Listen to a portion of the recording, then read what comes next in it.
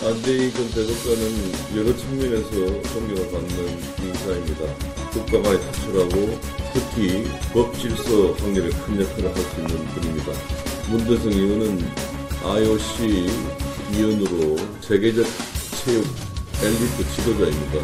그래서 우리 체육 발전에 더 큰 일을 해야 한다는 그런 생각에 문대성 의원에게 고향인 인천에서 출마할 것을 권유해서 그렇게 하기로 했습니다.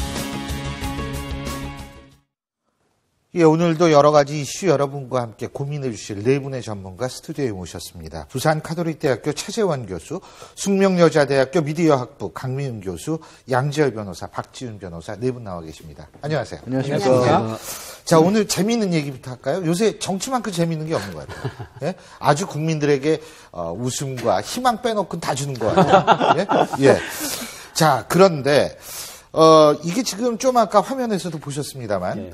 김무성 대표 전략공천 없다. 근데 안대희 전 대법관을 지명직 최고위원에 임명을 했어요. 그래서 시중에 뭐라고 그러냐면 전략공천은 없고 특혜공천만 있나? 이런 얘기가 돕니다. 어떻게 보십니까? 지금 여의도 새누리당 당사에 가보면 바깥에 현수막이 크게 걸려 있습니다. 예. 공천권을 국민에게 돌려드리겠습니다. 이렇게. 아하, 예. 그 현수막은 지금 현재 김무성 당대표의 지난번 그 당 경선에서의 하나의 뭡니까 자기 선거 구호이기도 했습니다. 그래서 전면적 상향식 공천을 내세웠던 거 아닙니까? 예.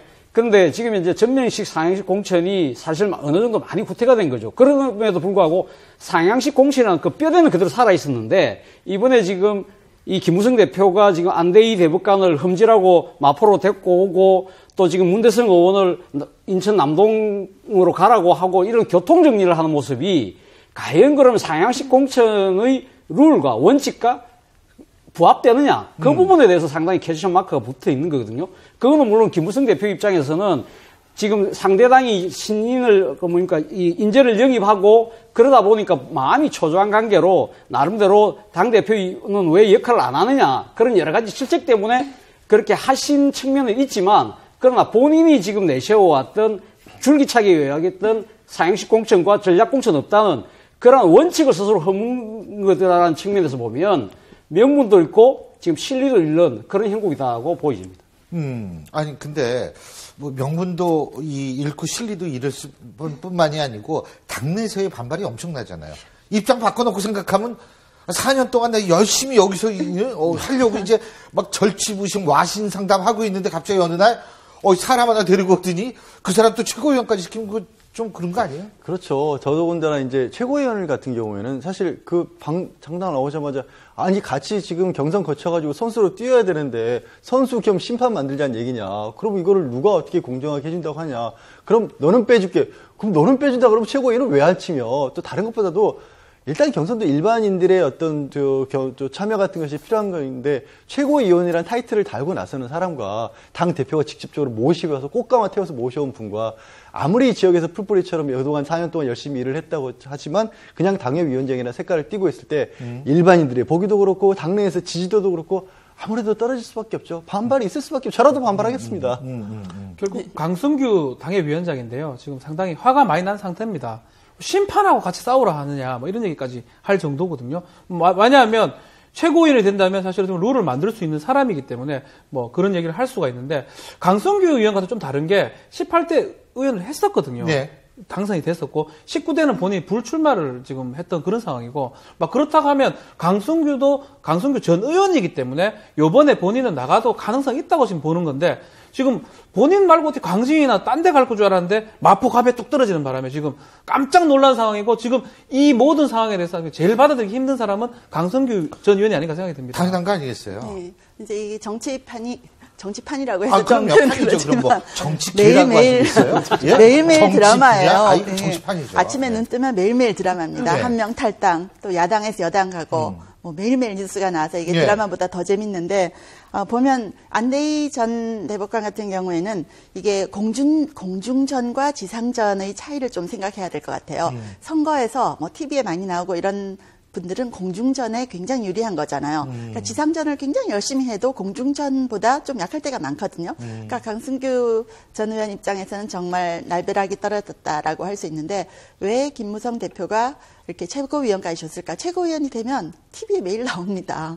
보통은 나올 수가 없죠. 후보, 예비 후보가 되면. 그런데 TV에 계속 얼굴을 비칠 수 있고 공중전에서 강승규 전 의원과는 비교가 안 되는 거죠. 그래서 김무성 대표가 100% 상향식 공천하겠다라고 했기 때문에 공천을 책임질 수는 없지만 뭔가 당직으로 선물을 준 것이 아닌가라는 생각이 들거든요. 저는 좀 또 다른 관점에서 보고 싶은데요. 그러니까 안대희 전 대법관의 입장에서 보면 저는 사실은 이 최고위원직을 본인은 모르는 상태에서 김무성 대표가 제의를 사실 지명을 한 거 아닙니까? 예.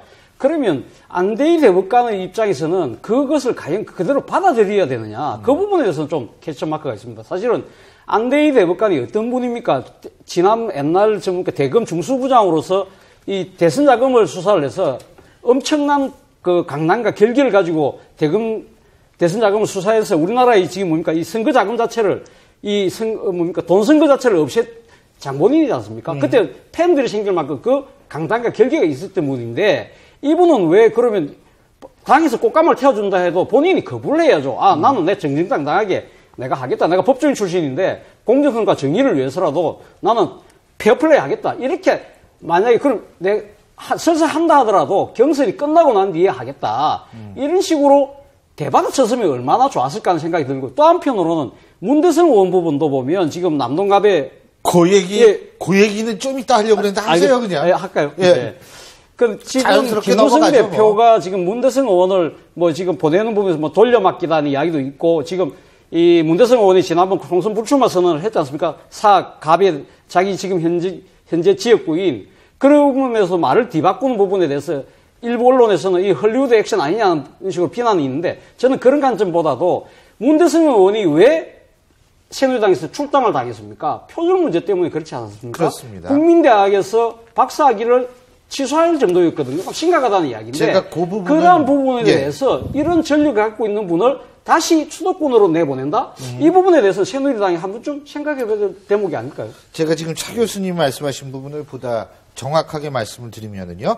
자, 2012년에 논문 표절 의혹이 불거졌습니다. 국민대학교는 2012년부터 2014년 2월 27일까지 문대성 의원의 논문을 연구윤리위원회에서 계속 다뤄왔습니다.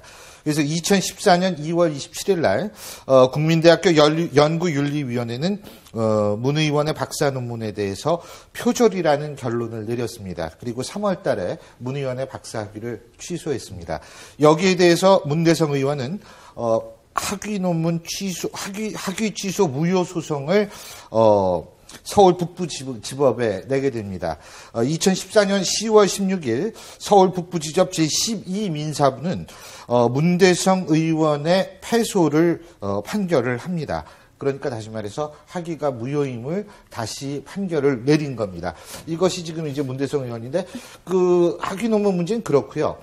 그 이후에 복당을 또 했잖아요. 네, 그렇죠. 네? 그때도 말이 많았죠. 하면서도 네.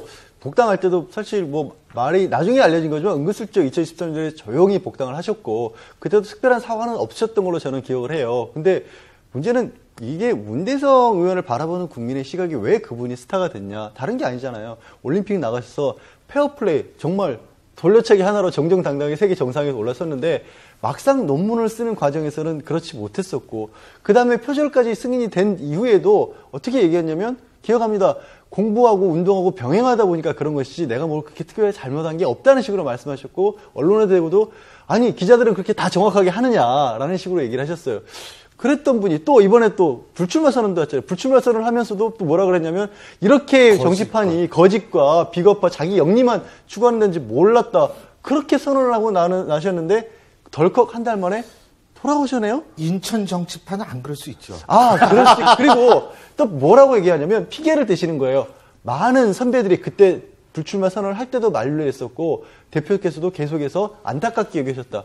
등 떠밀려서 나온다. 그렇게 싫어했다고 하면서 그러니까 우리가 문대성이란 분을 바라봤을 때 스타로 여겼던 모든 것들을 본인이 산산조각 내비서 깨셨는데 그렇게 하면서도 그런데 김무성 대표가 무엇을 생각하시고 이분을 그렇게까지 미시는지를 전 모르겠다는 거죠. 한편으로는 이 문대성 의원이 인천 남동구에서 경쟁력이 있는가도 좀 봐야 되거든요. 글쎄, 저도 그게 좀 모르겠어요. 저는 될 가능성이 100%라 해도 이게 좀 내기가 어려운데 되기도 쉽지 않은 상황이 박남춘 의원입니다. 되기도 쉽지 않은 상황에서 이 불출마 선언했던 부산 사에서 빼가지고 인천까지 넣었는데 이게 과연 무슨 의미가 있는 건지 사실은 좀 저는 상당히 의문스럽습니다. 이래가지고 억지로 넣었는데 혹시라도 공천을 못 받을 수도 있고 상향식이니까 또 받다 하더라도 떨어질 수도 있지 않습니까? 이렇다면 정말 악수의 악수가 되지 않을까 이런 생각이 좀 근데 듭니다. 이런 공천 과정을 보면요. 공천을 지금 한 건 아니지만 김무성 대표가 야당에 대해서 비판을 하면서 공천은 꽃꽂이식으로 하냐 이렇게 비판을 했잖아요. 예, 맞아요. 그런데 사실은 보면 지금 꽃꽂이 또 하고 계신 셈이 되는 거죠. 그래서 누구를 어디다가 미디어플에서 신문을 꼼꼼히 읽으시네. 예. 네, 어디다가 사람을 이렇게 꽃꽂이식으로 이렇게 갖다 놓으시는 건데 예. 그 꽃꽂이를 했을 때 지금 뭐 여당이나 야당이나 다 인재 영입 이벤트를 벌이고 있는데 꽃꽂이의 특징이 뭐냐면 갖다가 심는다고 해서 꽃이 계속 잘 자랄 수 있는 게 아닙니다. 그렇죠. 얼마 있으면 지는 거죠. 그렇죠. 그래서 이거는 이제 거의 나무를 뽑아다가 심어야지 거기다가 잘 자랄 수가 있는데 과연 이들이 나무냐 아니면 그냥 그 새로운 피를 수혈한다는 그런 명분에만 조금 보탤 수 있는 그런 꽃꽂이용 꽃인가 예. 그런 생각을 해볼 수가 있고 또 여기서 봤을 때 이제 뭐 그 지역에서 털을 닦고 계신 분들은 어디나 계시잖아요. 인천에도 계시고 마포에도 계시고 다 털을 닦고 계시는 분도 있고 그분들은 늘 반발을 하실 수밖에 없는 거죠. 그런데 또 약간 다르게 생각을 해보면요. 우리가 말할 때 굴러온 돌이 박힌 돌 뺀다 이런 말이 있잖아요. 근데 그 말은 뒤집어 보면 그러면 박힌 돌은 늘 박혀 있는 대로 잘 가야 되느냐. 굴러온 돌이 박힌 돌 뺄 수도 있다. 저는 그런 생각이 들어요. 그렇게 굴러온 돌이 박힌 돌 빼지 않으면 뭐 우리가 새로 선거하고 이럴 필요가 뭐 있겠습니까? 그 자리에 하던 사람들 계속 하면 되는 것이지. 그래서 그런 면으로도 좀 생각을 할 필요가 있는데 이게 전략 공천이다라는 것과 그다음에 그 지역에서 그렇죠. 열심히 하던 분들과 이 상충이 되기 때문에 지금 많은 혼란이 그러니까 있는 굴러온 거죠. 돌이 박힌 돌을 뺄 때 정정당당하게 굴러가지고 툭 쳐가지고 빼면 되는데 이 저쪽에서 뻥 차가지고 네. 이렇게 하면은 이건 안 된다는 얘기죠. 그러니까 뺄 때도 공정하게 빼야 된다 이건데. 그리고 당내에서 계속 기다리고 있는 것도 있잖아요. 사실 친박 쪽에서는 김무성 대표가 상향식 공천을 얘기했던 큰 이유 중에 하나는 공천권을 가지고 싸우는 모습 보여주지 않겠다. 그런 측면에서 아예 내가 행사를 안 하겠다는 것도 있었는데 이게 행사를 한 모양새가 되다 보니까 가뜩이나 우리도 나서야겠다.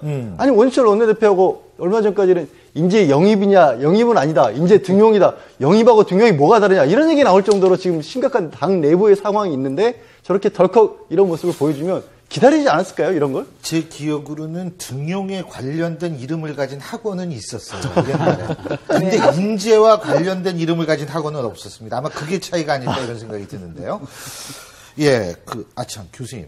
근데 진짜 인지도가 높으면 근데 요새는 인지도에 비례하지는 않는 것 같은데. 근데 제가 예전에 공천 시사위원을 해본 적이 있는데, 예. 거기서 이제 각 지역의 여론조사를 통해서 예. 여러 가지 조사를 하는데, 거기서 꼭 물어보는 게 인지도, 그 다음에 호감도, 그 다음에 투표 의향이에요. 예. 어떤 사람은 인지도는 높은데 호감도는 낮아요. 저 사람 아는데 나 안 좋아. 아하. 그런데 또 어떤 사람은 알기도 알고 좀 좋아하는데, 나는 저 사람을 위해서 투표는 하지 않을 거야. 뭐 이런 그러니까 인지도와 호감도가 투표 의향 이게 다르게 나오는 경우가 굉장히 많더라고요. 그렇죠. 그래서 인지도가 높다는 것이 꼭 당선은 아닙니다. 예. 인지도 높아도 싫으면 싫은 거죠. 그렇죠. 그래서 지금 마포 갑의 공천룰을 둘러싸고 벌써부터 이제 예. 의견이 충돌하고 있지 않습니까? 그러니까 안대희 전 대법관을 인재영입 케이스로 이제 한다면 100% 국민 여론조사를 합니다. 그러면 인지도가 상당히 높은 안대희 전 대법관이 상당히 유리한 측면이 있는 거고 지금 강성규 지금 전 의원 같은 경우는 지금 7대3 당의 기존의 룰대로 하자는 거 아닙니까? 당원이 30%를 차지하는 그 비율을 그것 때문에 본인이 아무래도 좀 인지도에서 밀리니까 그런 문제 때문에 지금 벌써 공천 룰을 둘러싸고 갈등이 벌어지고 있는 거죠. 이런 잡음은 앞으로 시간이 갈수록 더 여야를 막론하고 많아질 겁니다. 그럴수록 사실은 모든 사람이 납득할 수 있는 그런 기준과 그런 원칙하에 모든 것이 이루어져야지 잡음이 좀 주는데. 예, 그게 이루어져야 예. 되는데 지금 총선을 앞두고 예. 어떻게 냉정하게 생각해 보면 이 정치 게임에서 지금 링도 확정이 안 됐고 룰도 없어요. 예. 링도 없잖아요. 우리나라 원래 그래요. 선거구 획정도 안 돼 있고 그러니까 모든 사람이 불확실한 게임의 룰을 가지고 불확실한 게임을 할 수밖에 없는 상황이기 때문에 혼란스러운 맞습니다. 상황은 계속되겠죠.